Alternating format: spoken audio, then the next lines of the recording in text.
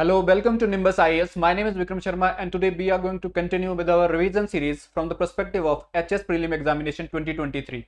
So without wasting any time, let's just jump right into it. Today we are going to cover some of the important MCQ from geography point of view. That is going to be really helpful for you in order to crack this exam. So let's just jump right into it. Consider the following statement. Question number 1 बता रहा है Consider the following statement. यहाँ पे दो statement given है about the local winds. Local wind में कौन सी wind है? That is mountain bridge and valley bridge. देखो तीन टाइप की विंड्स होती है। एक होती है परमानेंट विंड। परमानेंट विंड में आती है जैसे पोलर विंड, पोलर रीजन में बहती है, इसको ईस्टर्लीज बोलते हैं। फिर आती है वेस्टर्लीज जो कि टेम्परेट रीजन में बहती है, एंड ट्रॉपिकल जोन में जो बहती है इनको बोलते हैं trade wind. These are permanent winds. फिर उसके बाद सीजनल विंड्स होती है जैसे मानसून। मानसून एक सीजनल विंड है। इसके बाद आती है लोकल लेवल पे विंड्स। लोकल लेवल पे विंड जैसे लैंड ब्रिज, सी ब्रिज, इसी टाइप से माउंटेन और वैली ब्रिज भी होती है। अलॉन्ग विद दिस कुछ लोकल नाम भी होते हैं विंड के, जैसे लू है।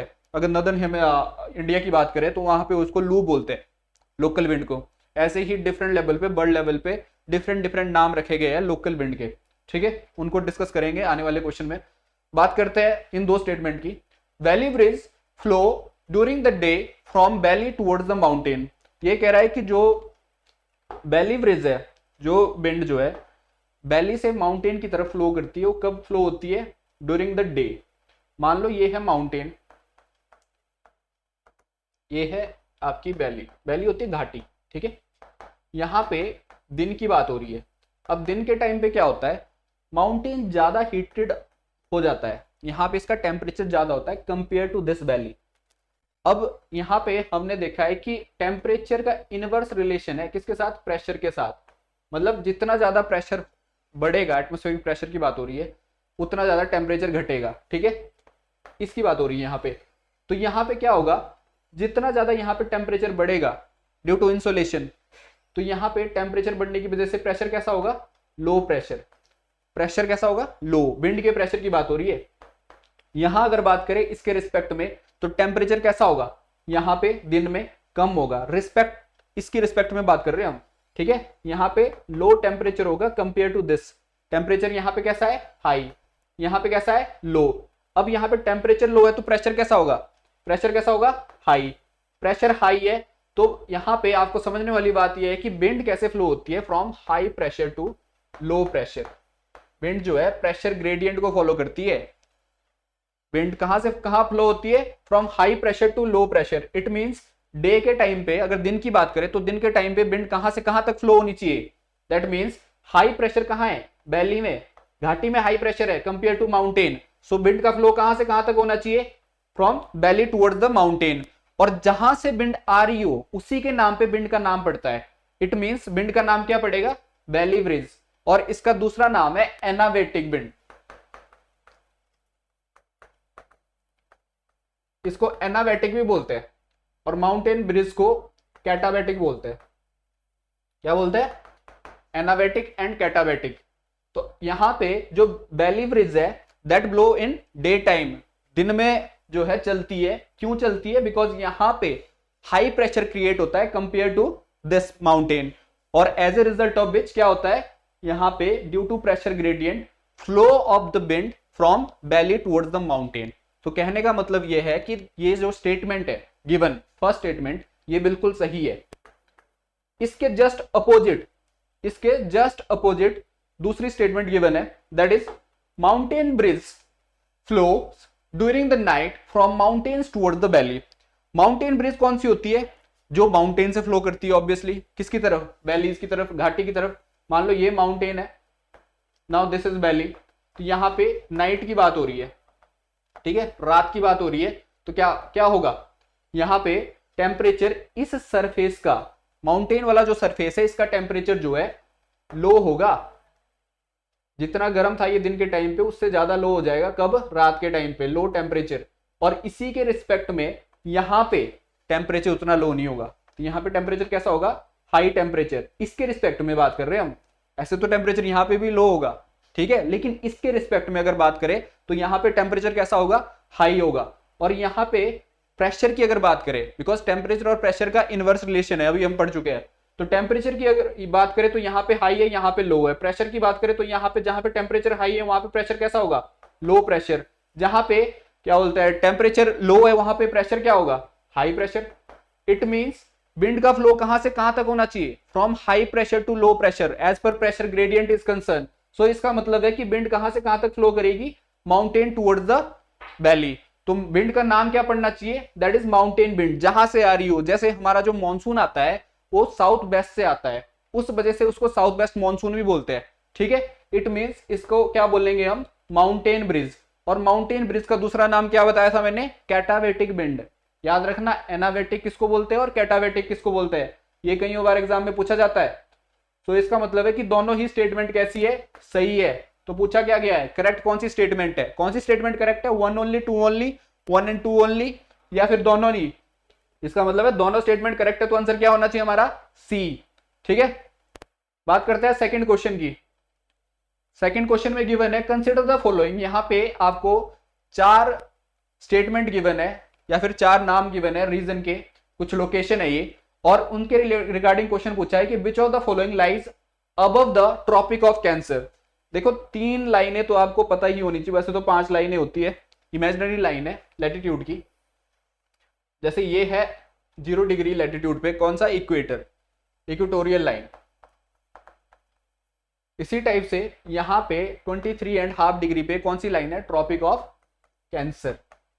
ऐसे ही सदर्न हेमिस्फीयर में यहां पे 23.5 पे क्या लाइन है, ट्रॉपिक ऑफ कैप्रिकॉन। ऐसे ही यहां पे एक एंटार्क्टिक सर्कल है, यहां पे आर्कटिक सर्कल है 66.5, ठीक है। तो ये कुछ 5 इमेजिनरी लाइन है, ये आपको पता होना चाहिए। यहां पे क्वेश्चन जो है किससे पूछा गया है, ट्रॉपिक ऑफ कैंसर के अबव कौन से रीजन आते हैं। तो यहाँ पे जो रीजन के नाम मेंशन है उसके रिगार्डिंग हम डिस्कस करते हैं। तो यहाँ पे आपको पता होना चाहिए, मान लो ये है अफ्रीका, एंड इसके साथ साथ यहाँ पे अरेबियन पेनिनसुला आएगा, ठीक है, Arabian peninsula and then India.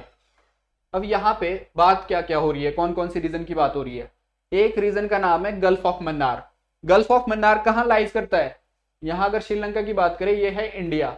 Gulf of Mannar यहाँ पे श्रीलंका के जस्ट साथ में एक पाक स्टेट है और एक गल्फ है, इसका नाम है गल्फ ऑफ मन्नार।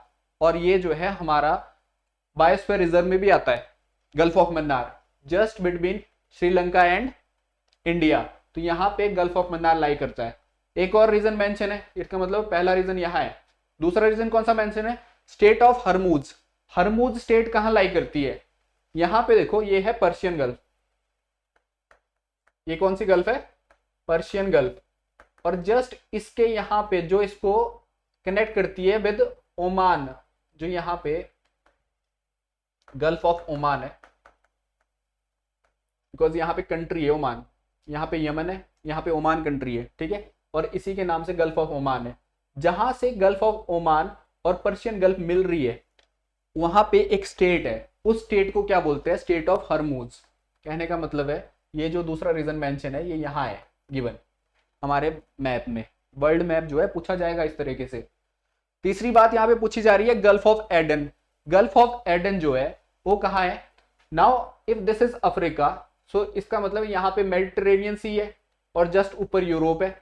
और यहाँ पे जो यहाँ पे रीजन मेंशन है between these Arabian peninsula and Africa, इसको बोलते हैं रेड सी। क्या है ये, रेड सी।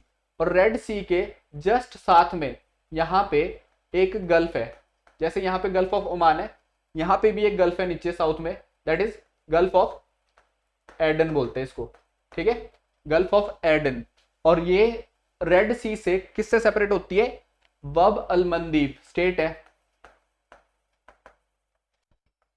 एक स्टेट है बब अल मंदीब करके, जो इसको सेपरेट करता है रेड सी को, किससे, गल्फ ऑफ एडन से। अब यहां पे क्वेश्चन क्या पूछा गया बच्चे, that is Tropic of Cancer कहां से पास होती है। ट्रॉपिक ऑफ कैंसर की अगर बात करें तो लाइक आई सेड अर्लियर कि ये जो है 23.5 जो हमारा लैटिट्यूड है वहां से पास हो रही है नॉर्दर्न हेमिस्फीयर में। और यहां पे अगर देखा जाए ये रीजन, तो ये रीजन कुछ यहां ऐसे आएगा, ऐसा ही है। कहने का मतलब है इस रीजन से कौन कौन सी जो प्लेसेस है यहाँ पे जो मेंशन है वो ऊपर है, क्या पूछा है, above the Tropic of Cancer. तो यहाँ पे अगर बात करें तो एक रीजन है गल्फ ऑफ एडन, ये साउथ में लाई करता है। एक रीजन है यहाँ पे गल्फ ऑफ मन्नार, ये भी साउथ में लाई करती है। लेकिन दो रीजन जो है मेंशन है, that is gulf of Hormuz, strait of Hormuz जो कि यहाँ पे, और दूसरा है पर्शियन गल्फ। और ये दोनों रीजन जो है हमारे ट्रॉपिक ऑफ कैंसर से नॉर्थ में लाई करते हैं। ठीक है, कहने का मतलब है कि ये दोनों रीजन हमारे आंसर बनेंगे। कौन से आंसर बनेगा, that is this one and gulf of strait of Hormuz. So 2 and 4 should be the answer. 2 and 4 कहां पे मेंशन है, दैट इज दिस। नाउ ये जो ट्रॉपिक ऑफ कैंसर है ये इंडिया से पास होती है, और इंडिया के कितने स्टेट से पास होती है।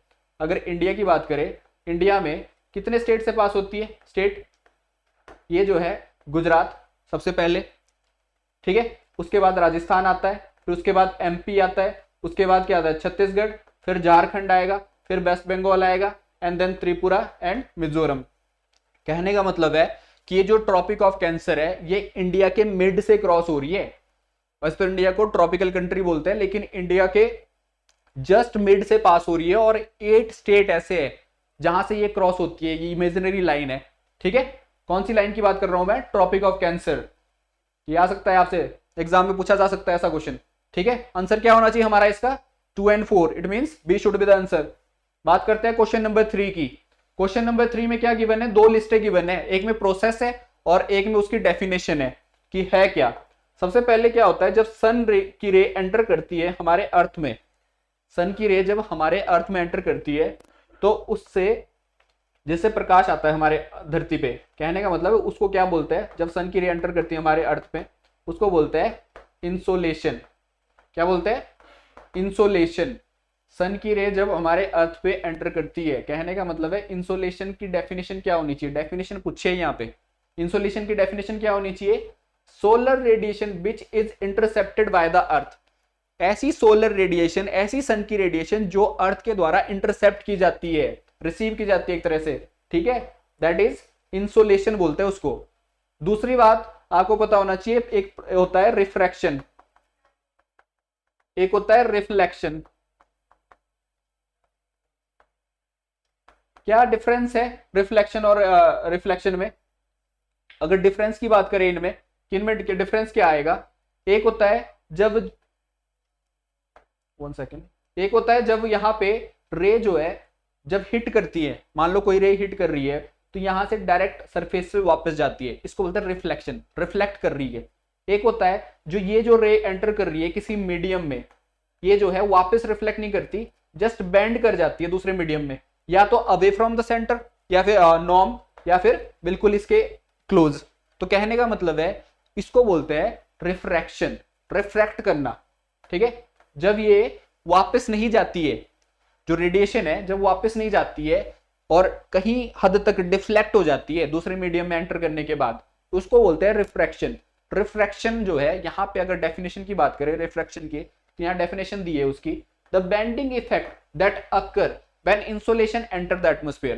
देखो एटमॉस्फेयर भी एक मीडियम है, और जब सन की इंसोलेशन जब एंटर करती है एटमॉस्फेयर में, तो ये जो है हमारे एटमॉस्फेयर में डिफरेंट टाइप के पार्टिकल है, गैसेज है, उनसे हिट करती है तो ये बेंड करती है, कहीं ना कहीं इसमें बेंडिंग इफेक्ट दिखता है, उसको बोलते हैं रिफ्रैक्शन। ठीक है, कहने का मतलब है इसकी डेफिनेशन तो बिल्कुल करेक्टली मैच्ड है, दैट इज सी का आंसर क्या होना चाहिए था, that is this one is the definition of C, that is refraction. Albedo की अगर बात करें, एल्वेडो क्या होता है, एल्वेडो होता है जब सन की रे एंटर करती है हमारे सरफेस में तो हीट अप करती है रीजन को, और वो हीट जो है पहले एंटर होती है अर्थ में, बाद में यहाँ पे जो अर्थ पे पार्टिकल है डिफरेंट टाइप के, जो रीजन है अर्थ के ऊपर, कहीं स्नो है, कहीं वाटर है, कहीं लैंड है, तो उस हिसाब से उनकी कैपेसिटी के अकॉर्डिंग ये जो है रेडिएशन वापस जाती है अर्थ से। कहने का मतलब है इसको बोलते हैं हीट बजट। जितनी रेडिएशन अंदर एंटर हुई उतनी ही रेडिएशन वापस जाएगी, जितनी हीट जो है, हीट अप जो है इस रेडिएशन की वजह से अर्थ हुई है, यही रेडिएशन जो है इस हीट को वापस ले जाएगी अर्थ के बाहर, इसको बोलते हैं हीट बजट। और कितनी किसमें कैपेसिटी है रेडिएशन को वापस ले जाने की, हीट को वापस ले जाने की अर्थ के बाहर, उसको बोलते हैं एल्वेडो। हर एक सब्सटेंस का एल्वेडो अलग होता है। जैसे अगर फ्रेश स्नो की बात करें तो उसका सबसे ज्यादा एल्वेडो होता है, एल्वेडो होता है कैपेसिटी रिफ्रैक्ट बैक करने की हीट को, इसको बोलते हैं रिफ्रैक्शन क्वालिटी ऑफ सरफेस। क्या बोलते हैं? Refraction quality of surface. कहने का मतलब है एल्वेडो की डेफिनेशन कौन सी है? This one. And the last one is absorption. Absorption क्या हुआ? That is assimilation and conversion of radiation from the one form to another form in the medium. कहने का मतलब है कि एक फॉर्म से दूसरे फॉर्म में चेंज होना, कन्वर्ट होना एक मीडियम के अंदर, that is called absorption. Absorb करना उसको, ठीक है। तो आंसर क्या होना चाहिए? अगर डी की बात करें तो डी का जो हमारा है दैट इज 2 सोलर रेडिएशन, तो 2 तो सिर्फ इसमें ही है। इट मींस पहले का क्या है? Absorption 4 assimilation and conversion of radiation, and second का क्या है? एल्वेडो का सेकंड फर्स्ट, एंड रिफ्रैक्शन का क्या होना था? Third one, that is the definition of refraction. And the insolation का क्या होना था? जो सोलर रेडिएशन एंटर करती है हमारे अर्थ में, that is second. So this one should be the answer. क्या होना आंसर? That is a. बात करते हैं अगले क्वेश्चन की। Question number 4। यहां पे 4 स्टेटमेंट गिवन है और आपसे पूछा है कि कौन सी स्टेटमेंट सही है। कंसिडर करनी है आपने फॉलोइंग स्टेटमेंट को।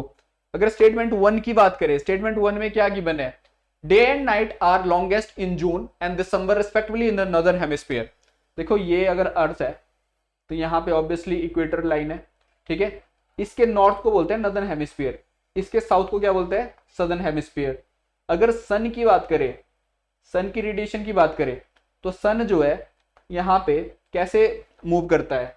यहाँ पे आपने देखा होगा एट अबाउट 23 मार्च को और 21 सितंबर के अराउंड सन जो है लाई करता है इक्वेटर के ऊपर। एंड गर्मी में, जब हमारे इंडिया में गर्मी होती है तो सन की मूवमेंट कहां देखने को मिलती है? नॉर्दर्न हेमिस्फीयर में। और यहाँ पे 21 जून को हाईएस्ट पॉइंट है यहाँ पे। किस रीजन में सन लाई करता है? That is Tropic of Cancer में। और यहाँ पे सर्दियों की अगर बात करें तो सन लाई करता है 22 दिसंबर को ट्रॉपिक ऑफ कैप्रिकन के ऊपर। ना तो सन की मूवमेंट यहाँ साउथ में होती है यहाँ से नीचे, ना ही सन की मूवमेंट यहाँ से ऊपर होती है। कहने का मतलब है सन जो है इसके बिटवीन में मूव करता रहता है हर साल, ठीक है। कैसे मूव करता है? Between this line. ये आपको पता होना चाहिए। अगर स्टेटमेंट की बात करें, यहां पे पूछा है कि day and night are longest in June and December respectively in the northern hemisphere. Northern hemisphere में डे सबसे लंबा क्या होता है? कब होता है? जून में, दैट इज 21 जून होता है ना। योगा डे भी मनाया जाता है इंडिया में। अगर नाइट की बात करें, नाइट सबसे लंबी कब होती है इंडिया में? When sun lies over Tropic of Capricorn, 22 दिसंबर सबसे लॉन्गेस्ट नाइट होती है इंडिया में, ठीक है। 22 दिसंबर सेकंड जो स्टेटमेंट है, इट मींस ये स्टेटमेंट बिल्कुल सही है। रिस्पेक्टिवली बात हो रही है ना नॉर्दर्न हेमिस्फीयर की। It means first statement is absolutely correct. Second statement की अगर बात करें, Tropic of Cancer and Tropic of Capricorn represent farthest northern and southern limit of the sun vertical ray respectively. यही तो मैं बात कर रहा था यहाँ पे। कहने का मतलब है कि सन जो है ना तो इसके ऊपर जाता है ट्रॉपिक ऑफ कैंसर के, ना ही ट्रॉपिक ऑफ कैंसर के साउथ में जाएगा। सन जो है यहाँ पे इसके अराउंड रहेगा हमेशा। याद रखना, अर्थ के रिस्पेक्ट में बात हो रही है। मान लो सन यहाँ है सेंटर में, ठीक है, तो अर्थ जो है इसके चारों तरफ रोटेट कर रही है, तो सन जो है उसकी रे हमेशा यहाँ पे दिखेगी आपको इस रीजन के अराउंड। ना तो यहाँ होगी ना यहाँ, टिल्टेड होता है यहाँ पे अर्थ के थोड़ी सी, ठीक है, उसके रिस्पेक्ट में बात हो रही है। इस वजह से क्या होता है, सन जो है ये जो स्टेटमेंट बोल रही है, ट्रॉपिक ऑफ कैंसर और ट्रॉपिक ऑफ कैप्रिकॉर्न जो है फार्देस्ट पॉइंट है किसी भी सन का। अगर नॉर्दर्न हेमिस्फीयर की बात करें तो ट्रॉपिक ऑफ कैंसर के ऊपर नहीं जाएगा। अगर सदर्न हेमिस्फीयर की बात करें तो उसकी लिमिट कहाँ है? ट्रॉपिक ऑफ कैप्रिकॉर्न, ठीक है, दैट इज सदर्न लिमिट। तो ये वाली लिमिट है। तो इसका मतलब स्टेटमेंट क्या है? सही है, एब्सोल्युटली करेक्ट। बात करते हैं थर्ड स्टेटमेंट की। At the time of summer solstice, देखो दो चीजें होती है, एक होता है विंटर सोलिस्टिक, एक होता है समर सोलिस्टिक, एक होता है इक्विनॉक्स। इक्विनॉक्स क्या होता है? Summer equinox, winter equinox. Equinox वो होता है जब सन जो है इक्वेटर के ऊपर लाई करता है, that is equinox. Like I said earlier कि 21 सितंबर एंड 23 मार्च जो है इक्विनॉक्स के रूप में देखे जाते हैं, जब सन जो है वर्टिकली अबव इक्वेटर होता है। लेकिन जब सन जो है कहां होता है? ट्रॉपिक ऑफ कैंसर में 21 जून को, तो उसको क्या बोलते हैं? समर सोलिस्टिक। क्या बोलते हैं? समर सोलिस्टिक। जब सन डायरेक्टली ट्रॉपिक ऑफ कैंसर के ऊपर होता है। और जब सन ट्रॉपिक ऑफ कैप्रिकॉर्न के ऊपर होता है तो उसको क्या बोलते हैं? विंटर सोलिस्टिक। क्या बोलते हैं? विंटर सोलिस्टिक। कहने का मतलब है ये यहाँ पे समर सोलिस्टिक होगा एंड देन यहाँ पे विंटर सोलिस्टिक होगा। अब बात करते हैं स्टेटमेंट की, जो तीसरी स्टेटमेंट गिवन है, at the time of summer solstice Norway and Finland never get sunshine. कहने का मतलब नेवर गेट सनशाइन इसका अपोजिट होता है, बल्कि क्या होता है, जब यहाँ पे 21 जून में सन यहाँ होता है ट्रॉपिक ऑफ कैंसर पे। कहाँ होता है? ट्रॉपिक ऑफ कैंसर पे। तो यहाँ के जो रीजन है, ये नॉर्वे वाले रीजन जो है, आर्कटिक वाले रीजन जो आर्कटिक सर्कल से ऊपर लाई करते हैं, तो यहाँ पे ऐसा माना जाता है कि 6 महीने तक दिन होता है, एक तरह से रोशनी रहती है। ठीक है, तो नेवर गेट सनशाइन तो है नहीं, जस्ट इसके ओपोजिट है, हमेशा सनशाइन रहती है। कहां पे? उन रीजन में जो आर्कटिक रीजन वाले, जो आर्कटिक सर्कल से ऊपर के रीजन है, नॉर्वे वाले रीजन। ठीक है, तो कहने का मतलब है ये स्टेटमेंट गलत है। अगर स्टेटमेंट 4 की बात करें, at the time of winter solstice the Antarctic continent is completely darkness. यहाँ पे क्या होता है? अंटार्कटिक डार्कनेस होगी। विंटर सोलिस्टिक की बात हो रही है। अगर विंटर सोलिस्टिक की बात करें तो यहाँ पे क्या है? 22 दिसंबर की बात हो रही है, ये जब सन कहाँ है? ट्रॉपिक ऑफ कैप्रिकॉर्न पे है। तो इसका मतलब है यहाँ पे रोशनी होगी 6 महीने तक। ठीक है, तो डार्कनेस तो सवाल ही नहीं होता। कहने का मतलब है कि ये स्टेटमेंट भी गलत है। कौन सी स्टेटमेंट सही है? First and second, third and fourth statement गलत है। तो हमारा क्वेश्चन क्या पूछ रहा है हमारे से? करेक्ट क्या है? करेक्ट क्या है? A only, 1 and 2 is correct. ठीक है, rest of the statement are wrong. Question number 5 की बात करते हैं। यहाँ पे आपको गिवन है लिस्ट 1, लिस्ट 2। लिस्ट 1 में कुछ नाम गिवन है, जैसे डोल्ड्रम है, हॉर्स लैटिट्यूड है, फ्रिज्ड जोन है, ट्रॉपिड जोन है। एंड लिस्ट 2 में नाम गिवन है, जैसे equatorial, polar high, sub tropical high, tropical within the Tropic of Cancer and Tropic of Capricorn. तो ट्रॉपिक्स की बात हो रही है। देखो क्या होता है, अर्थ के ऊपर कुछ प्रेशर बेल्ट्स बनी है। अर्थ जहां पे अगर इक्वेटर की बात करेंगे 0 डिग्री पे, तो यहाँ पे हमेशा टेम्परेचर ज्यादा रहता है, बिकॉज सन की रे कैसे बढ़ती है? वर्टिकली। सन की रे वर्टिकली पड़ने की वजह से कैसा रहता है? ये जो है रीजन जो है, यहाँ पे टेम्परेचर हाई रहता है। As I said earlier, high temperature का मतलब है कि प्रेशर कैसा रहेगा? Low pressure. ठीक है, प्रेशर लो रहेगा। ये जो थर्मल बेल्ट पैदा हो जाती है यहाँ पे, थर्मल जोन बोलते हैं इसको, और इस वजह से यहाँ पे इसको क्या बोलेंगे? Equator low pressure belt. और इस इक्वेटर लो प्रेशर बेल्ट में विंड की मूवमेंट जो है बहुत कम देखी जाती है, लेस मोमेंट ऑफ विंड। उस वजह से इसको क्या बोलते हैं? डोल्ड्रम, शांत। क्या बोलते हैं? डोल्ड्रम्स, शांत जोन बोलते हैं इसको। ठीक है, कहने का मतलब है कि ये जो डोल्ड्रम वाला रीजन मेंशन है यहाँ पे लिस्ट में, ये परफेक्टली मेंशन है इक्वेटोरियल के साथ, कि इक्वेटोरियल लो प्रेशर बेल्ट को ही डोल्ड्रम बोलते हैं। ठीक है, दूसरी बात है, जब यहाँ पे हवाएं जो है गर्म हो जाती है इक्वेटर पे, तो हवाएं ऊपर उठना स्टार्ट होती है इक्वेटर से। ऑब्वियसली जो चीज गर्म होती है वो हल्की हो जाती है, हल्की हो जाती है तो ऊपर उठना स्टार्ट होती है। जब वो चीज ऊपर उठना स्टार्ट होती है तो कहीं ना कहीं ऊपर जाके, बिकॉज वॉल्यूम बढ़ेगा, वॉल्यूम बढ़ेगा तो फैलेगी, फैलेगी तो ठंडी हो जाएगी हवा जो यहाँ से ऊपर उठी है, ठंडी हो जाएगी तो यहाँ पे भारी हो जाएगी, भारी हो जाएगी तो कहीं ना कहीं ये जो है सर्कुलेशन के साथ ऊपर जो है सेल चलते हैं, हेडले सेल, इस टाइप के सेल चलते हैं। तो इस सर्कुलेशन के साथ यहाँ पे ये नीचे की तरफ मूव करेगी। कहाँ पे? किस बेल्ट की बात कर रहा हूँ मैं? ट्रॉपिक, यहाँ पे एक जोन है 30 से 35 डिग्री लैटिट्यूड की बात कर रहा हूँ मैं। इस जोन में जो है आपको ये देखने को मिलेगा कि हवाएं जो है नीचे की तरफ बैंड कर रही है, वापस आ रही है। ठीक है, एटमोस्फेयर से नीचे की तरफ बैंड कर रही है, और इस जोन में जो है हवाओं की लैंडिंग होती है, और इस वजह से यहाँ पे हाई प्रेशर क्रिएट होता है, जोन, हाई प्रेशर जोन। हवाएं जो है ऊपर से नीचे की तरफ आ रही है आसमान से। कहने का मतलब है यहाँ पे हाई प्रेशर जोन क्रिएट हो रहा है। इस हाई प्रेशर जोन का दूसरा नाम है हॉर्स लैटिट्यूड। क्या नाम है? Horse latitude. ये जो है 30 से 35 डिग्री वाला जो रीजन है, जहां पे विंड की मोमेंट कैसी हो रही है? वर्टिकली डाउनवर्ड हो रही है। ठीक है, उसको बोलते हैं हॉर्स लैटिट्यूड। अब ये हॉर्स लैटिट्यूड नाम कैसे पड़ा? नाम ऐसे पड़ा कि पहले के जमाने में जब ट्रेड होता था, कहां से? यूरोप से अमेरिका की तरफ, तो क्या होता था, हॉर्स को लेके जाते थे उसमें शिप्स में, और कईयों बार बिकॉज ऑफ, क्योंकि यहाँ पे विंड जो है बहुत कम चलती है, एक जोन जो है हाई प्रेशर जोन है, विंड ऊपर से नीचे की तरफ आ रही है, ना कि इधर से उधर को। ठीक है, तो उस वजह से क्या होता है, यहाँ पे मोमेंट शिप की बड़ी आसानी से नहीं हो पाती है। तो यहाँ पे बिकॉज उस शिप को थोड़ा सा हल्का करने के लिए, ताकि वो मूव कर सके, उन घोड़ों को ओशन में फेंक दिया जाता था। इस वजह से कहीं ना कहीं इसका नाम हॉर्स लैटिट्यूड रखा है, ऐसी कहानी है, ठीक है। तो दैट इज हॉर्स लैटिट्यूड। समझ रहे हो बात को? इसको बोलते हैं हॉर्स लैटिट्यूड। सब tropical high pressure belt, high pressure belt, ऐसी 4 बेल्ट है। ये तो सब ट्रॉपिकल हाई प्रेशर बेल्ट जो है डायनामिक कॉन्सेप्ट पे बेस है।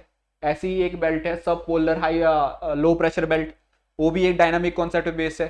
फिर पोलर हाई प्रेशर बेल्ट मिलेगी आपको, वो कैसे कॉन्सेप्ट बेस है? थर्मल कॉन्सेप्ट पे। कहने का मतलब कुछ प्रेशर बेल्ट है हमारी धरती के ऊपर, ठीक है, वो डिफरेंट कॉन्सेप्ट है। लेकिन क्वेश्चन क्या पूछ रहा है? क्वेश्चन पूछ रहा है कि हॉर्स लैटिट्यूड कहाँ देखने को मिलेगा? कहाँ मिलेगा? सब ट्रॉपिकल में, क्योंकि यहाँ पे हाई प्रेशर बेल्ट लाई करती है। इसका मतलब बी का क्या होना चाहिए? 3। अब देखो जोन जो है, 3 टाइप के जोन होते हैं। जैसे एक है यहाँ पे Tropic of Cancer, Tropic of Capricorn, ऐसे ही यहाँ पे आर्कटिक सर्कल, एंटार्क्टिक सर्कल। तो इस जोन में जो ये जोन है यहाँ पे इनके बीच, इसको बोलते हैं ट्रॉपिड जोन। क्या बोलते हैं इसको? या फिर टोरॉइड जोन, या फिर ट्रॉपिकल जोन। कैसा बोलते हैं? Tropical zone. इसी के साथ साथ एक जोन है temperate zone, this one between Arctic and Tropic of Cancer, between Antarctic and Tropic of Capricorn. इसको बोलते हैं क्या? Temperate zone. और इसी के ऊपर लाई करता है this one and this one, इसको बोलते हैं फ्रिज्ड जोन, जहां पे ठंड होती है, फ्रिज्ड जोन। तो कहने का मतलब है polar high region, polar high pressure belt कहां देखने को मिलेगी? जहां फ्रिज्ड जोन होगा, ठंड होगी। ठंड होगी तो टेम्परेचर कैसा होगा? लो होगा। लो टेम्परेचर होगा तो प्रेशर कैसा होगा? हाई होगा। हाई प्रेशर कहाँ है? Polar high pressure belt. कहने का मतलब है फ्रिज्ड जोन है तो पोलर में हाई प्रेशर बेल्ट क्रिएट होगी, ठीक है। इट मींस सी क्या होना चाहिए हमारा? सेकंड। अब बचता है टोरॉइड जोन। टोरॉइड जोन कौन सा है? As I said earlier, between Tropic of Cancer and Tropic of Capricorn, that is torrid zone. कहने का मतलब है यहाँ पे अगर हम इनको मिलाए, बिकॉज कोड गिवन है, ए का क्या होना चाहिए? फर्स्ट। ए का फर्स्ट होना चाहिए, it means these two are wrong. B का क्या होना चाहिए? हॉर्स लैटिट्यूड का। अगर बी की बात करें दैट इज 3, बी का 3 होना चाहिए। हमारा आंसर मिल चुका है हमें। इट मींस 4 का क्या? फ्रिज्ड जोन की अगर बात करें तो उसका क्या होना चाहिए? That is polar high. And torrid zone की अगर बात करें तो इसका क्या होना चाहिए? Between Tropic of Cancer and Tropic of Capricorn. ये है आंसर हमारा, दैट इज बी, ठीक है। बात करते हैं क्वेश्चन नंबर 6 की। विच ऑफ द फॉलोइंग कैरेक्टरिस्टिक्स, यहाँ पे एक लोकल बिंड का नाम दिया गिवन है। क्या नाम है? चिनूक। चिनूक एक लोकल बिंड है जो कि अमेरिका में, जो कॉन्टिनेंट है नदर्न अमेरिका, वहां पे बहती है। कनाडा और अमेरिका की बात हो रही है, ठीक है। वहां पे माउंटेन रेंजेस है। एक माउंटेन रेंज है रॉकीज। अगर अमेरिका की बात करें, यहाँ पे ये नॉर्थ अमेरिका है, तो यहाँ पे एक माउंटेन रेंज है, chain of mountain, that is called Rockies. Rockies के लीवर्ड साइड में एक होती है विंडवर्ड साइड। मान लो ये माउंटेन है और यहाँ से हवाएं चल रही है, हवाएं जो है मॉइस्चर ला रही है अपने साथ, और यहाँ पे ये जो है बादल फॉर्म करेगी, यहाँ से माउंटेन को हिट करेगी, माउंटेन से हिट करके ऊपर जाएगी, ऊपर जाके जब ठंडी हो जाएगी तो कंडेंस हो जाएगी, कंडेंस होके यहाँ पे बारिश करेगी। इस रीजन को, इस रीजन को बोलते हैं विंडवर्ड साइड। कैसी बोलते हैं? विंडवर्ड साइड, जो रीजन विंड की तरफ साइड है। और माउंटेन के इस साइड को बोलते हैं लीवर्ड साइड, जहां पे मॉइस्चर नहीं है, बारिश नहीं होती है, सूखी विंड चलती है, ठीक है। उस लीवर्ड साइड में, रॉकीज के लीवर्ड साइड में बहती है एक विंड जिसका नाम है चिनूक। क्या नाम है? चिनूक। उससे रिगार्डिंग क्वेश्चन है। ऐसी ही बहुत सारी लोकल विंड्स है। इसके साथ साथ पहले क्वेश्चन देख लेते हैं। क्वेश्चन है, यहाँ पे गिवन है 3 स्टेटमेंट और आपको बोला है कि कौन सी स्टेटमेंट सही है, मतलब कैरेक्टरिस्टिक्स किसकी सही है अगर चिनूक के रिस्पेक्ट में बात करें। स्टेटमेंट 1 है, they blow down the eastern slope of Rockies in USA and Canada crossing these mountain ranges. As I said earlier कि यही तो विंड है चिनूक। ये लीवर्ड साइड में बहती है रॉकीज के, ठीक है, कनाडा और यूएस की बात हो रही है, उसके लीवर्ड साइड में बहती है। इसका मतलब ये स्टेटमेंट तो बिल्कुल सही है। दूसरी बात है, ये एक बॉम्ब विंड है। कईयों बार लोकल विंड जो है कोल्ड होती है, कईयों विंड बॉम्ब होती है, डिपेंड करता है कि किस रीजन में बहती है। अगर वो इक्वेटोरियल रीजन में बह रही है, अगर वो ट्रॉपिकल रीजन में बह रही है कोई विंड, लोकल विंड, तो ऑब्वियसली बॉम्ब ही होगी। लेकिन अगर वो पोलर रीजन में बह रही है विंड, अगर वो टेम्परेट रीजन में बह रही है, देन देयर इज पॉसिबिलिटी कि वो कैसी होगी? मोस्टली कोल्ड, ठीक है। तो यहाँ पे चिनूक की अगर बात करें, ये बॉम्ब विंड है, ड्राई विंड है और बहती है लीवर्ड साइड में, यहाँ कनाडा और यूएस की, ठीक है, दैट इज चिनूक। तो दूसरी स्टेटमेंट क्या बोल रही है, they are known as snow eaters in the Great Plains of North America. North America के ग्रेट प्लेन्स में, जो यहाँ के बाद स्टार्ट होता है, इनको स्नो ईटर बोलते हैं, क्योंकि ये जो है वार्म विंड है, ड्राई विंड है, और जो यहाँ पे ठंड पड़ती है विंटर में, जो स्नो जमती है विंटर में इस रीजन में, उसको पिघलाती है, ये लोगों की जिंदगी को आसान बनाती है। अच्छी विंड है एक तरीके से लोगों की हेल्थ के लिए, उनकी फसल की हेल्थ के लिए, ठीक है। तो कहने का मतलब है कि chinook is a dry wind and quite helpful for people as far as their agriculture और देयर लिविंग इज कंसर्न, ठीक है। तो यहाँ पे ये जो स्टेटमेंट है बिल्कुल सही है। इसका दूसरा नाम चिनूक का क्या है, स्नो ईटर। क्या नाम है, snow eater. This one is right statement. Statement 3 की बात करते हैं, they causes heavy destruction to crops and grassland in the area affected by them. ये तो स्टेटमेंट गलत है एज आई सेड अर्लियर, क्योंकि ये जो है क्या करती है, यहाँ पे स्नो को पिघलाती है, लाइफ को बेटर बनाती है, एग्रीकल्चर को बेटर बनाती है, जो पाला जम रहा होता है, जो स्नो जम रहा होता है, उसको पिघलाती है। कहने का मतलब है बेटरमेंट के लिए काम करती है, ना कि डिस्ट्रक्शन के लिए। तो कहने का मतलब है क्या होना चाहिए हमारा, अगर स्टेटमेंट की बात करें, कौन सी स्टेटमेंट करेक्ट है, कैरेक्टरिस्टिक करेक्ट है चिनूक के बारे में, that is 1 and 2। B should be the answer. क्या होना चाहिए answer, that is B, 1 and 2। यहां पे कुछ गिवन है, लोकल जो विंड चलती है, जैसे यहां पे नॉर्थ अमेरिका में कौन सी विंड गिवन है, दैट इज चिनूक। ऐसे ही साउथ अमेरिका में विंड गिवन है, ऐसे ही दूसरे रीजन में विंड का नाम गिवन है, that is Chinook is a warm wind, local wind है, लीवर्ड साइड में चल रही है। यहाँ पे नॉर्थ ईस्टर्न विंड का नाम है ब्लिजर्ड, ये कोल्ड विंड है। कैसी विंड है, कोल्ड विंड। और यहाँ पे नॉर्दर्न विंड है, यहाँ पे नॉर्टे विंड है, इसी तरीके से पेम्पेरो विंड है, कोल्ड विंड है। इसी तरीके से विंड चलती है एक हार्मेटन, ये बहुत इंपॉर्टेंट विंड है। अगर लोकल विंड की बात करें एग्जाम पॉइंट ऑफ व्यू से, ये बहुत इंपॉर्टेंट विंड है, इसको डॉक्टर विंड भी बोलते हैं। डॉक्टर विंड क्यों बोलते हैं इसको, बिकॉज ये भी बेटर करती है यहाँ का जो वेदर है, बिकॉज यहाँ पे एक करंट चलता है, लोकल करंट, इसको बोलते हैं कैनरी करंट। उस वजह से यहाँ पे साथ साथ एक रीजन जो है बहुत ही ज्यादा ड्राई हो जाता है, बारिश नहीं होती है, डेजर्ट रीजन है। लेकिन जो ये हार्मेटन है, ये जो है उस रीजन को प्लेजेंट बनाती है, वार्म विंड है, उसकी तरफ आती है, ठीक है। तो कहने का मतलब है this one is very important wind as far as exam point of view is concern, और पूछी जाती है, कईयों बार एग्जाम में पूछी जा चुकी है ऑलरेडी, ठीक है। दूसरी अगर विंड की बात करें, दैट इज सिरोको। सिरोको को ब्लड रेन बोलते हैं। अब ये ब्लड रेन कैसे बोलते हैं, यहाँ पे जो रेगिस्तान है, सहारा डेजर्ट, यहाँ से डेजर्ट से ये वो ले जाती है डेजर्ट के सैंड पार्टिकल्स, और बाद में क्रॉस करती है किसको, मेडिटेरियन सी को, और इटली में जाके बारिश करती है। और जो बारिश करती है, बिकॉज इसके पास सैंडी पार्टिकल्स होते हैं, और जब बारिश करती है ये, तो यहाँ पे रेड रेन दिखती है, इसको ब्लड रेन बोलते हैं। क्या बोलते हैं, ब्लड रेन। सिरोको को इटली में, ठीक है। ऐसे ही इजिप्ट में एक लोकल विंड बहती है, दैट इज खमसिन, वार्म विंड है ये। हबूब कौन सी विंड है, यहाँ पे नॉन डायरेक्शनल विंड है, उरुग्वे साइड विंड बहती है ये नीचे, कॉन्गो बेसिन साइड, हबूब, ठीक है। इसी टाइप से यहाँ पे विंड का नाम है बेर्ज।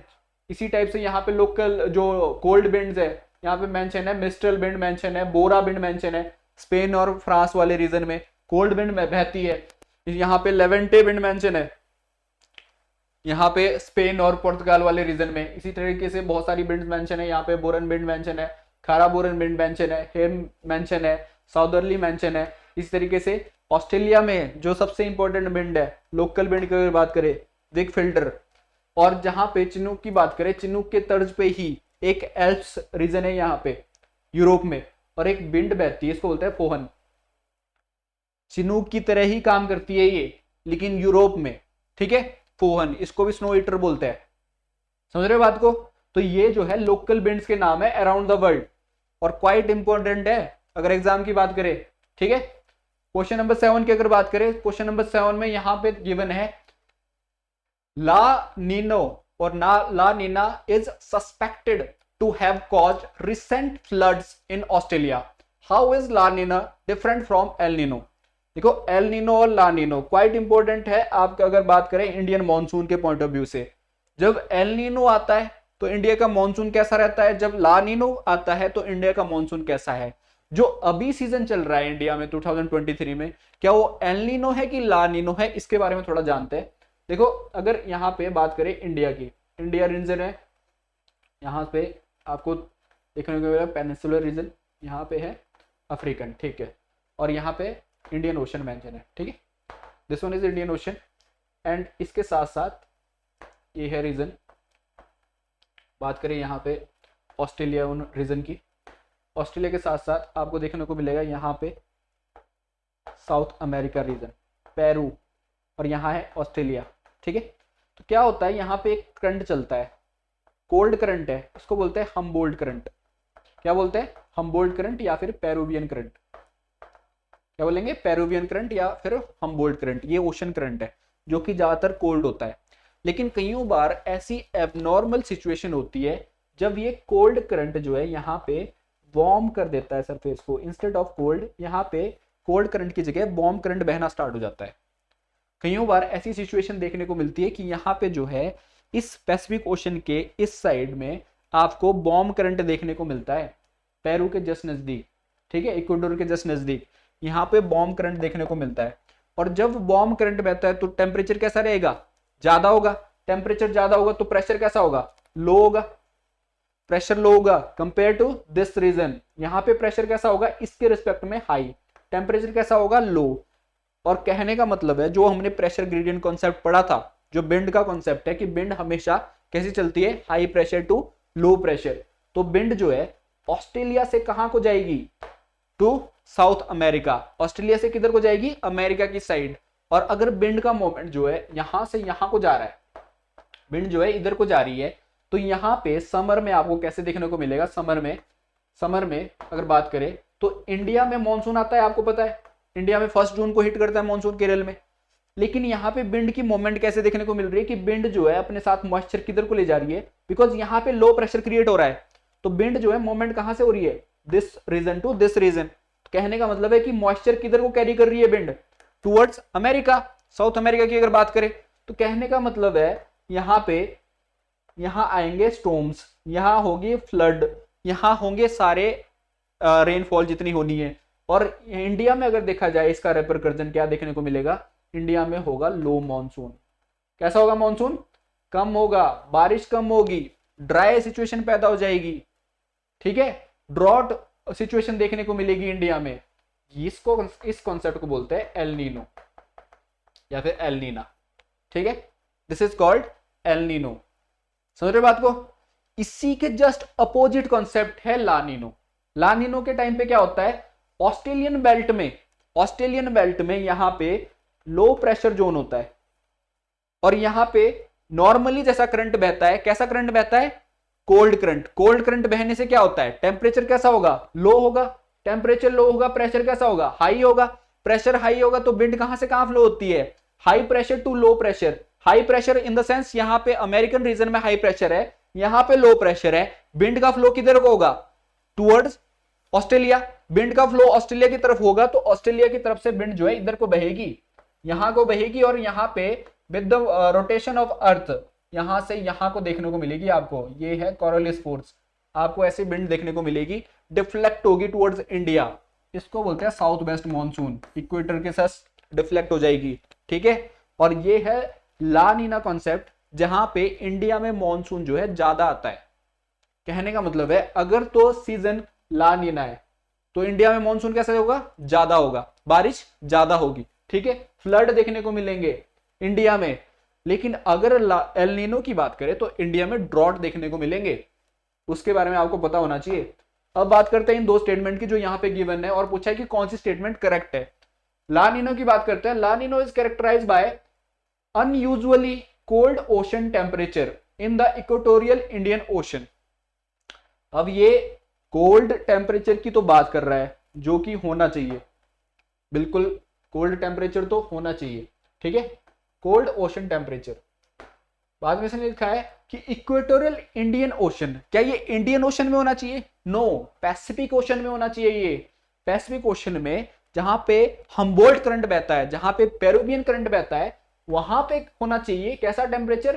Cold temperature, cold ocean temperature. जब कोल्ड होगा तभी तो यहाँ पे प्रेशर ज्यादा होगा, प्रेशर ज्यादा होगा, तभी तो विंड जो है वहां से इंडिया की तरफ, ऑस्ट्रेलिया की तरफ मूव करेगी, ठीक है, तेजी से। तो कहने का मतलब है यहाँ पे ये तो लाइन गलत है, यहाँ पे इंडियन ओशन की जगह कौन सा ओशन आना चाहिए था, पैसिफिक ओशन। बात करते हैं आगे, इसने क्या लिखा है कि El Nino is characterized by usually warm ocean temperature in the equatorial Pacific Ocean. दूसरी इसके साथ जो लाइन है that is correct, whereas first line जो लिखी है यहाँ पे इंडियन ओशन की जगह कौन सा ओशन होना चाहिए, पैसिफिक ओशन। इट मींस ये स्टेटमेंट कैसी है, गलत। सेकंड स्टेटमेंट की अगर बात करें इसके रिस्पेक्ट में, El Nino has adverse effect on south west monsoon of India. El Nino का इंपैक्ट जो है नेगेटिव है इंडिया के साउथ वेस्ट मॉनसून में, ये तो स्टेटमेंट सही है यहां तक तो, ठीक है। But La Nino has no effect on Indian climate, जो इंडिया के मॉनसून की अगर बात करें, क्या ऐसी बात है, नहीं, ला नीनो जो है पॉजिटिव है इंडिया के मॉनसून के लिए। तो कहने का मतलब है नो इफेक्ट तो आप उसको कहीं नहीं बोल सकते, ठीक है। तो इसका मतलब है ये स्टेटमेंट भी गलत हो जाती है। तो हमारा आंसर क्या होना चाहिए यहाँ पे, अगर करेक्ट आंसर पूछा है तो यहाँ पे चार स्टेटमेंट गिवन है, one only, two only, one and two only, and neither one nor two. क्या होना चाहिए, कोई भी नहीं है सही, ठीक है, डी आंसर होना चाहिए। अब बात करते हैं कि 2023 ला नीनो ईयर है कि एल नीनो ईयर है। 2023 ऐसा देखने को मिला है कि पिछले 3 सालों से इंडिया पाकिस्तान वाली बेल्ट में यहाँ पे ला नीनो ईयर देखने को मिला था, लेकिन इस साल जो है ट्रांजिशन देखने को मिल रहा है। इस साल जो है यहाँ पे एल नीनो की तरफ ट्रांजिशन देखने को मिल रहा है इंडिया के अगर मॉनसून की बात करें, ठीक है। ये चीज पता होनी चाहिए, एग्जाम में पूछी जा सकती है कि इस साल कैसा रहेगा, एल नीनो कॉन्सेप्ट है कि ला नीनो कॉन्सेप्ट है, तो यू मस्ट नो, ठीक है। बात करते हैं क्वेश्चन नंबर 8 की। क्वेश्चन नंबर 8 में गिवन है which of the following are the factor affecting the salinity of the ocean. Ocean में सैलिनिटी होती है, सॉल्ट होता है, सबसे सॉल्टी वाटर भी ओशन का ही होता है, ठीक है। उसके बारे में बात हो रही है कि किस वजह से वो सॉल्टी होता है, कौन से फैक्टर है जो ओशन को सॉल्टी बनाते हैं, या फिर उस किस तरीके से वो चेंज हो डिफ्लेक्ट होते हैं, कौन से फैक्टर की वजह से इफेक्ट होती है सैलिनिटी ओशन की, ठीक है, उस बारे में पूछा है। यहाँ पे आपको पूछा है कि कौन सा करेक्ट स्टेटमेंट है, करेक्ट ये है। देखते हैं, इनफ्लक्स ऑफ रिवर वाटर। देखो रिवर में हमेशा सलाइन वाटर नहीं होता। अगर बात करें ओशन के रिस्पेक्ट में, रिवर में कैसा होता है, प्योर वाटर होता है। कहने का मतलब है यहाँ पे आपको सलाइन वाटर नहीं मिलेगा। सैलिनिटी कैसी होती है इसकी, लो। रिवर वाटर की सैलिनिटी लो होती है, ताजा होता है पानी। और जब ये ओशन से मिलता है किसी रीजन में, तो जब ये ताजा पानी विद लो सैलिनिटी किसी ओशन के पानी से मिलेगा जिसकी सैलिनिटी ज्यादा है, तो ये उसकी सैलिनिटी घटाएगा बढ़ाएगा, ऑब्वियसली घटाएगा। यही लॉजिक होता है। तो इसका मतलब है कि ये जो है influx of river water effect करता है सैलिनिटी को ओशन की। ये बात तो समझ आई, ठीक है। इसी तरीके से प्रेसिपिटेशन की बात करें, precipitation in the form of rainfall की बात करें, स्नोफॉल की बात करें, किसी भी फॉर्म में प्रेसिपिटेशन हो, प्रेसिपिटेशन भी ताजा पानी होता है। और ये सैलिनिटी इसकी कैसी होती है, लो होती है। अब ये जो है ताजा पानी जब ओशन से मिलेगा जिसकी सैलिनिटी ज्यादा है, उसकी सैलिनिटी को क्या करेगा, ये कम करेगा, ठीक है। सैलिनिटी को प्रेसिपिटेशन कम करती है। कहने का मतलब है कि प्रेसिपिटेशन और सैलिनिटी का रिलेशन कैसा है, इनवर्स है। इनफ्लक्स ऑफ रिवर वाटर और सैलिनिटी का रिलेशन कैसा है, इनवर्स है, इनवर्सली प्रोपोर्शनल है। बात करते हैं इवेपोरेशन की। इवेपोरेशन क्या होता है, जब सोलर रेडिएशन पड़ती है, गर्म करती है सरफेस को, तो वहां से इवेपोरेट होते हैं पार्टिकल, ठीक है। वाटर वेपर कैसे कन्वर्ट हो जाते हैं, क्या बोलते हैं, वाटर जो ड्रॉपलेट में कन्वर्ट हो जाते हैं, वाटर वेपर लिक्विड कन्वर्ट होता है किसमें, गैसेज में। तो कहने का मतलब है कि यहाँ पे ये डायरेक्टली प्रोपोर्शनल है सैलिनिटी से। जितनी ज्यादा इवेपोरेशन होगी उतनी ज्यादा सैलिनिटी होगी, ये बात तो पक्का है। तो कहने का मतलब है ये तीनों फैक्टर कहीं ना कहीं सैलिनिटी को इफेक्ट करते हैं। अब ये इनवर्सली प्रोपोर्शनल है कि डायरेक्टली प्रोपोर्शनल है, डिपेंड करता है। जो सैलिनिटी को घटा रहा है दैट इज इनवर्सली प्रोपोर्शनल, जो सैलिनिटी को बढ़ा रहा है इवेपोरेशन टाइप, वो कैसे है, डायरेक्टली प्रोपोर्शनल है। तो यहाँ पे क्वेश्चन क्या मांग कर रहा है हमारे से कि कौन से फैक्टर्स ओशन की सैलिनिटी को इफेक्ट कर रहे हैं, तो तीनों ही फैक्टर इफेक्ट कर रहे हैं ओशन की सैलिनिटी को। कहने का मतलब है बी आंसर होना चाहिए इसका, तीनों ही फैक्टर इफेक्ट कर रहे हैं ओशन की सैलिनिटी को, ठीक है। यहां पे अगर बात करें ओशन, दुनिया में कौन कौन से ओशन में सबसे ज्यादा सैलिनिटी है, कौन कौन से ऐसे रीजन है जहां पे सैलिनिटी, वैसे तो ओशन में सैलिनिटी ऑब्वियसली सभी ओशन में है, लेकिन ऐसे कुछ सीज है छोटे छोटे ओशन मतलब सी अराउंड द वर्ल्ड जहां पे सैलिनिटी सबसे हाईएस्ट देखने को मिलती है, जैसे बान लेक, सुना है नाम? बान लेक कहाँ है दुनिया में? इन टर्की, तुर्की में बान लेक है जिसकी सैलिनिटी दुनिया में सबसे हाईएस्ट है, दैट इज 330 पीपीटी, पार्ट पर थाउजेंड। सैलिनिटी की अगर बात करें, किसकी? डेड सी की अगर बात करें, उसकी सैलिनिटी भी ऐसी है। कितनी है डेड सी की सैलिनिटी? 238 पीपीटी। सबसे हाईएस्ट है बान लेक की जो कि टर्की में है। दूसरी सैलिनिटी में सबसे हाईएस्ट है डेड सी। डेड सी कहाँ है? इजराइल और जॉर्डन के बॉर्डर पे। ये है इजराइल, ये है जॉर्डन, इसके बॉर्डर पे यहाँ पे डेड सी देखने को मिलेगा और जॉर्डन रिवर बहती है यहाँ पे इसकी तरफ। इजराइल और जॉर्डन के बॉर्डर के साथ डेड सी लगता है, ठीक है, एशिया में ही है, देखना कभी मैप में। तो डेड सी कहाँ है और इसकी सैलिनिटी कितनी है? 238 पीपीटी। इसी के साथ साथ डेड सी के साथ साथ एक और सी है जिसकी सैलिनिटी ज्यादा है, that is great salt lake. कहाँ है great salt lake? Great salt lake कहाँ है? ये है यूएसए, यूएसए की उतहा रीजन में है ग्रेट सॉल्ट लेक। इसकी सैलिनिटी है 220 PPT, that is the salinity of great salt lake in USA. इसी टाइप से ये सैलाइन रीजन है वर्ल्ड के मोस्ट सैलाइन रीजन, पूछे जा सकते हैं। एवरेज सैलिनिटी अगर ओशन की बात करें तो 35 PPT, that is average salinity of N ocean, ये भी पूछी जा सकती है, ठीक है।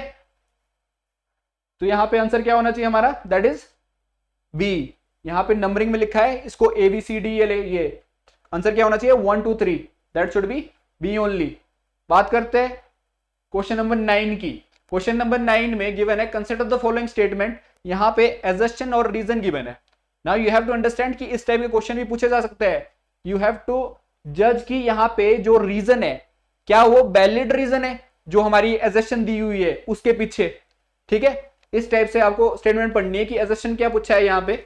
यहां पूछा है कि the eastern coast of India is affected by tropical cyclone. Eastern जो इंडिया का कोस्ट है, इंडिया यहां पे ईस्टर्न कोस्ट ऑफ इंडिया जो है ये अफेक्टेड होता है ट्रॉपिकल साइक्लोन से। बिल्कुल होता है, यहां तक तो बात बिल्कुल सही बोल रहा है। Is affected by tropical cyclone more than the western coast of India. ये स्टेटमेंट बिल्कुल सही है कि ईस्टर्न कोस्ट ऑफ इंडिया में ट्रॉपिकल साइक्लोन ज्यादा आते हैं compare to western coast of India. Tropical cyclone, दूसरे अगर रीजन बताए इसके पीछे क्यों आते हैं ज्यादा, इफेक्ट क्यों होता है ज्यादा। Tropical cyclone originate only in the Bay of Bengal. देखो यहां है अरेबियन सी, अगर इंडिया की बात करें क्या है यहां पे? अरेबियन सी, और ये है bay of Bengal. Bay of Bengal में एट अबाउट 65% या इससे भी ज्यादा ट्रॉपिकल साइक्लोन ओरिजिनेट होते हैं। और यहां पे अरेबियन सी में ट्रॉपिकल साइक्लोन ओरिजिनेट जरूर होता है, लेकिन इसकी जो अगर परसेंटेज की बात करें that is less compare to Bay of Bengal. लेकिन ये जो ओनली बात कर रहा है दैट इज नॉट ट्रू। कहने का मतलब है this statement is wrong, reason बिल्कुल गलत है। अगर बात करें एजर्शन की, एजर्शन क्या था कि यहां पे जो ट्रॉपिकल साइक्लोन है वो ज्यादा आते हैं कहां पे? ईस्टर्न कोस्ट ऑफ इंडिया में compare to western coast of India. ये बिल्कुल सही है। तो कहने का मतलब है कि ये स्टेटमेंट सही है, ये स्टेटमेंट गलत है। यहां पूछा क्या है, करेक्ट आंसर कौन सा है? A is correct, B is मतलब R is false, A is true, R is false. कहने का मतलब है रीजन गलत है, एसेशन तो बिल्कुल सही है, ठीक है। तो इसका आंसर हमारा क्या बनता है? That is C. ये आंसर होना चाहिए यहां पे, ठीक है।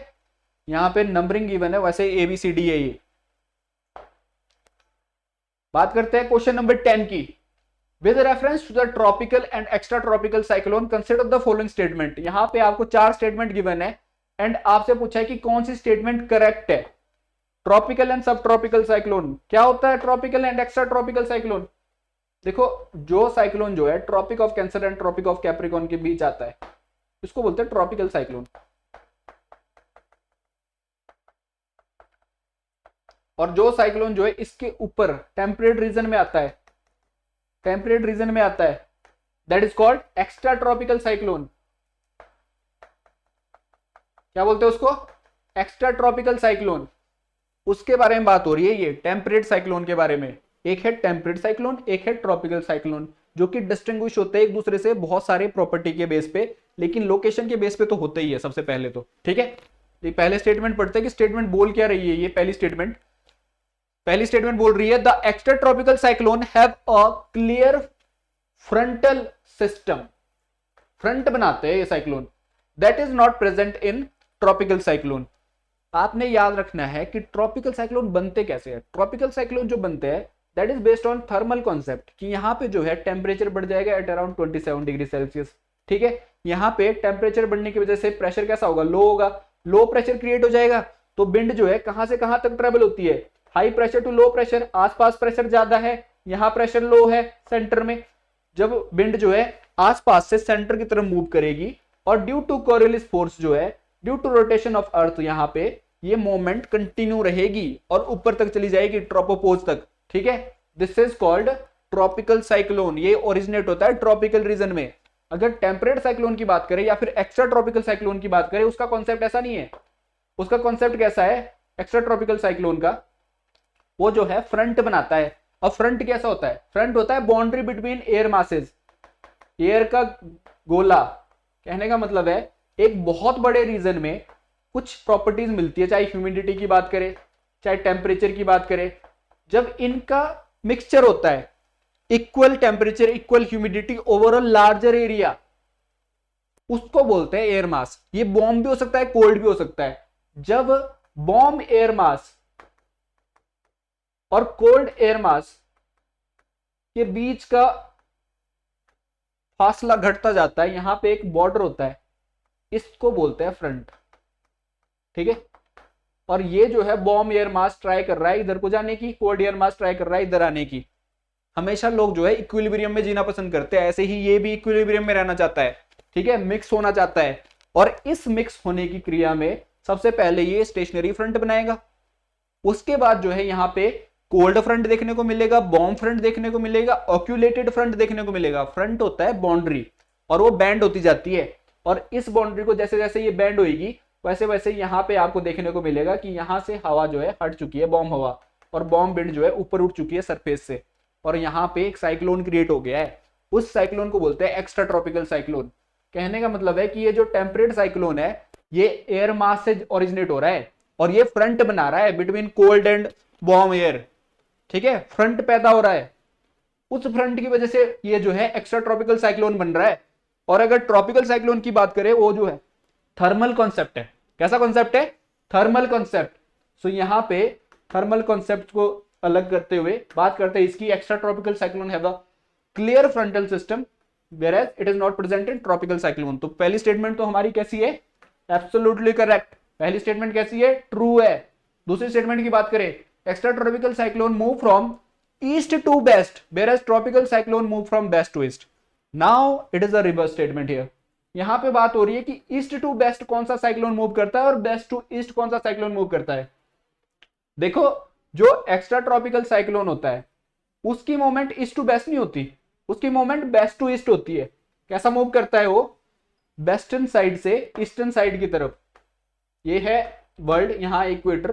कहने का मतलब है यहाँ पे आपको टेम्परेट रीजन में ऐसे को मूव करता हुआ दिख जाएगा। वेस्ट रिलीज भी बहती है ना इस रीजन में। ठीक है, तो कहने का मतलब है एक्स्ट्रा ट्रॉपिकल साइक्लोन की जो डायरेक्शन है that is from west to east. अगर ट्रॉपिकल साइक्लोन की बात करें ऑन द अदर हैंड, तो ये मोमेंट है ईस्ट टू वेस्ट। कैसी मोमेंट है, east to waste.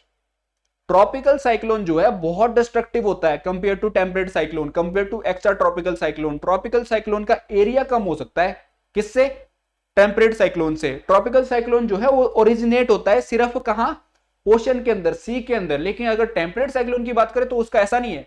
Temperate cyclone जो है वो सी के अंदर भी ओरिजिनेट हो सकता है और लैंड के ऊपर भी। कहने का मतलब वो लैंड के ऊपर भी चलता है। किसकी बात कर रही है, that is extra tropical cyclone, that is temperate cyclone. लेकिन अगर ट्रॉपिकल साइक्लोन की बात करें, उसका जो है सिस्टम जो है ओशन तक ही सीमित है।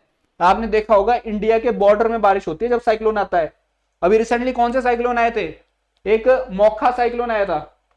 मोखा बोलते हैं इसको, मतलब एक प्लेस है यहाँ पे रेड सी के पास, उसी के नाम से इसका नाम पड़ा। ठीक है, ये है यमन ने दिया इसका नाम। मोखा साइक्लोन हिट किया था अभी रिसेंटली। इसी टाइप के बहुत सारे साइक्लोन आए, यास साइक्लोन आया है जो न्यूज में रहता है। इसी टाइप से बहुत सारे साइक्लोन आए हैं। एक विपर जॉय करके साइक्लोन है, इस टाइप से साइक्लोन आया है रिसेंटली, तो आपको पता होनी चाहिए कौन से ट्रॉपिकल साइक्लोन अभी रिसेंटली आए हैं, ठीक है। तो कहने का मतलब है कि ट्रॉपिकल साइक्लोन जो है जब ये सरफेस को हिट किया, किसी लैंड को हिट किया, तो वहां पे इसकी स्पीड खत्म हो जाती है, तो उसके कुछ ही रीजन तक ये बारिश कर पाएगा, उसके अंदर नहीं जाएगा ये। अगर बात करते हैं टेम्परेट साइक्लोन की, अगर बात करते हैं एक्स्ट्रा ट्रॉपिकल साइक्लोन की, तो उसका डिस्ट्रक्शन आपको अंदर भी देखने को मिलता है, कहने का मतलब वो लैंड पे भी चलता है, ठीक है, ये बात है। तो बात यहाँ पे पहली स्टेटमेंट तो बिल्कुल सही है। दूसरी स्टेटमेंट की बात करें अगर एक्स्ट्रा ट्रॉपिकल साइक्लोन, तो वो मूव कर रहा है कहां से, बिल्कुल इसके अपोजिट, वेस्ट टू ईस्ट, ठीक है, और ये जो है tropical cyclone from east to west, तो ये जो है स्टेटमेंट गलत है। तीसरी स्टेटमेंट की बात करें, the presence of Coriolis force, Coriolis force होती है जो डिफ्लेक्ट करती है, अगर नॉर्दर्न हेमिस्फीयर में कोई विंड बह रही है तो राइट साइड बहेगी, अगर सदर्न हेमिस्फीयर में बह रही है तो लेफ्ट साइड बहेगी, ये जो है कॉरियलिस फोर्स है, जिसकी वजह से ये विंड की डिफ्लेक्शन होती है, ठीक है। तो यहाँ पे कॉरियलिस फोर्स बहुत बड़ा रोल प्ले करती है और ये जनरेट होती है due to rotation of earth, earth के रोटेशन की वजह से, ठीक है। The presence of Coriolis force is necessary for pre condition for the formation of tropical cyclone, ये स्टेटमेंट एब्सोल्युटली करेक्ट है। आपको ये फोर्स तो चाहिए ही चाहिए होगी, ये स्पीड तो चाहिए होगी उसको साइक्लोन बनाने के लिए, विंड को, विंड जो है कन्वर्ज तो हो रही है क्योंकि टेम्परेचर की वजह से लो प्रेशर क्रिएट हो रहा है, लो प्रेशर क्रिएट हो रहा है तो high pressure to low pressure wind चल रही है तो सेंटर की तरफ मूव कर रही है, सेंटर से अब कहां मूव करेगी, वो मूव करेगी रोटेशन में, आई बनाएगी, ट्रॉपिकल साइक्लोन आई बनाता है एक, जहां पे बारिश नहीं होती सेंटर में, ठीक है, और इसके साइड में आपको बारिश मिलेगी। कहने का मतलब है कि ये जो है ट्रॉपिकल साइक्लोन तब पैदा होता है जब यहां पे कॉरियलिस फोर्स रहेगी, तो ये स्टेटमेंट एब्सोल्युटली करेक्ट है। ये स्टेटमेंट कैसी थी, ट्रू थी, और सेकंड स्टेटमेंट गलत थी। बात करते हैं फोर्थ स्टेटमेंट की, the wind velocity in the tropical cyclone is much higher and it is more destructive than the extra tropical cyclone. यही तो मैंने बात कही कि ट्रॉपिकल साइक्लोन का एरिया हो सकता है कि कम हो, जो उसने कवर किया area that may be less compare to temperate cyclone, लेकिन इसका जो डिस्ट्रक्शन कैपेसिटी है ट्रॉपिकल साइक्लोन की वो बहुत ज्यादा है टेम्परेट साइक्लोन से, इसकी जो स्पीड है वो बहुत ज्यादा है टेम्परेट साइक्लोन से, ठीक है, एक्स्ट्रा ट्रॉपिकल साइक्लोन से। तो कहने का मतलब है ये स्टेटमेंट भी सही है, ठीक है। बचता क्या है हमारे पास, पूछा क्या है इसमें, करेक्ट पूछा है, तो करेक्ट क्या है 1, 3 एंड 4, 1, 3 एंड 4 किसमें गिवन है, 1 एंड 2 फर्स्ट स्टेटमेंट है, दूसरी स्टेट जो यहाँ पे गिवन है हमारे पास कोड दैट इज 1, 3 एंड 4, तीसरा पूछा है 2 एंड 4, डी में क्या गिवन है 1, 2, 3, तो आंसर क्या होना चाहिए, दैट इज बी 1, 3 एंड 4। जो ट्रॉपिकल साइक्लोन उनको डिफरेंट डिफरेंट नामों से भी जाना जाता है वर्ल्ड के, अगर दुनिया में देखा जाए, इसको हरिकेन भी बोला जाता है, कहां बोला जाता है हरिकेन, इसको यूएसए वाली बेल्ट में हरिकेन बोला जाता है, ऐसे ही कहीं ना कहीं इसको टाइफून भी बोला जाता है। टाइफून कहां बोला जाता है, यहाँ पे फिलीपींस, फिलीपीन, चाइना और जापान वाली बेल्ट में, ऐसे इसको बिली बिली भी बोलते हैं, बिली बिली, ठीक है, बिली बिली कहां बोलते हैं इसको, ऑस्ट्रेलियन वाले रीजन में, और इंडिया में साइक्लोन तो बोलते ही है, चक्रवात बोलते हैं ना।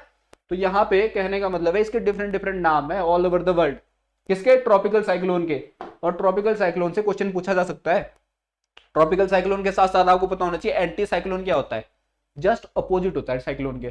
साइक्लोन में जहां पे सेंटर में लो प्रेशर क्रिएट हो रहा है, ट्रॉपिकल साइक्लोन में जहां पे सेंटर में लो प्रेशर क्रिएट हो रहा है और विंड जो है कन्वर्ज हो रही है, टेम्परेट साइक्लोन की जहां पे क्या एंटी साइक्लोन की अगर बात करें तो यहाँ पे क्या देखने को मिलता है, विंड जो है बाहर की तरफ डाइवर्ज हो रही है, instead of converging wind is diverging from the centre. तो कहने का मतलब है यहाँ पे स्टेबल एनवायरनमेंट क्रिएट होता है, वहां पे बारिश नहीं होती है जहां पे एंटी साइक्लोनिक कंडीशन होती है, और जहां पे साइक्लोनिक कंडीशन होती है वहां पे अनस्टेबल एनवायरनमेंट रहता है and there is a highest possibility कि वहां पे रेनफॉल होनी है, ठीक है, जहां जहां पे प्रिवील करता है ऐसी कंडीशन, साइक्लोन वाली कंडीशन, ठीक है।